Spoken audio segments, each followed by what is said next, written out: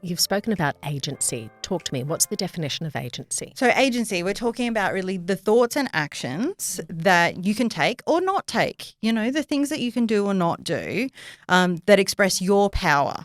Yeah.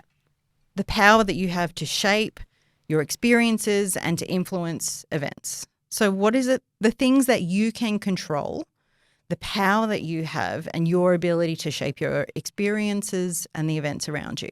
Now, it might be that the agency that you have is to do nothing, is to withhold action, but you have made a choice. The really challenging part about how we do change so often at the moment is that we are saying to people, well, this is just going to happen and there's nothing Shut up, that sit you down. need to do. It's the Nike approach, right? Just do it. So that absolutely triggers off all of these child behaviours because we've got no agency. I have no power to take action or even to feel like I can think differently about it because I can't necessarily show my thoughts or my objections because then we're triggering resistance. But you're also being completely devalued.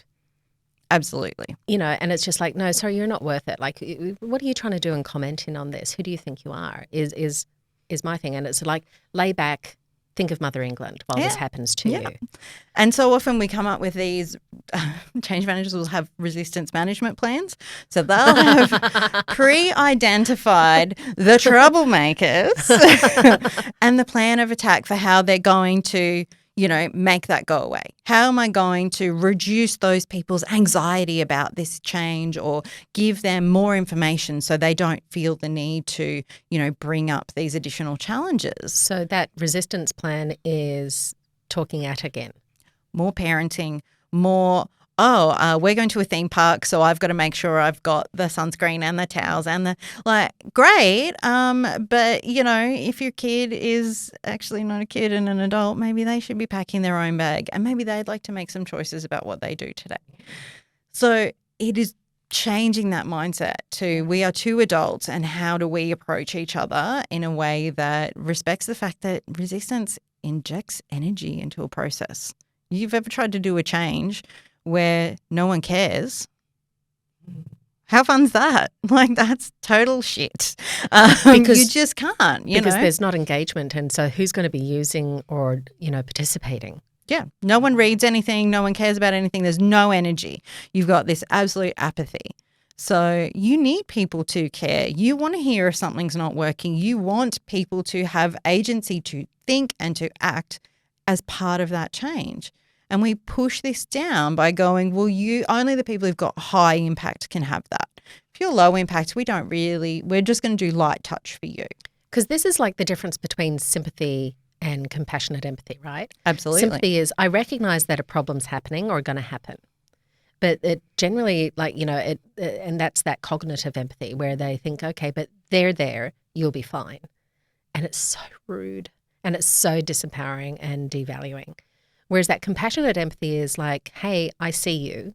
I'm going to acknowledge you. I'm going to validate how you're feeling about it. What can I do to support you through this? And that's what compassionate empathy is, and I'll bang on about this as much as I possibly can because this is our bridgeway into being functional, compassionate humans.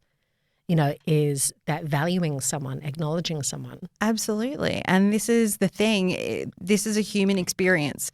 We are not, switching on a computer. It is not a mechanistic process. It is about talking to people about something that is changing for them. Because they have great ideas. Yeah, and they have choices to make every day in how they show up and what they do. And if they don't feel like they can make those choices and they don't feel like you have listened to them and they are a valuable member of staff, they will take their shit somewhere else. Mm-hmm. We are seeing it in droves. Yes. We are seeing, the Great Resignation or whatever you want to call it. People who aren't valued, who aren't experiencing this kind of change where we're connected, where we understand that people in the organisation have a valuable role to play and have, things to offer in this process. They don't want to be there. They don't want to be in that type of organisation.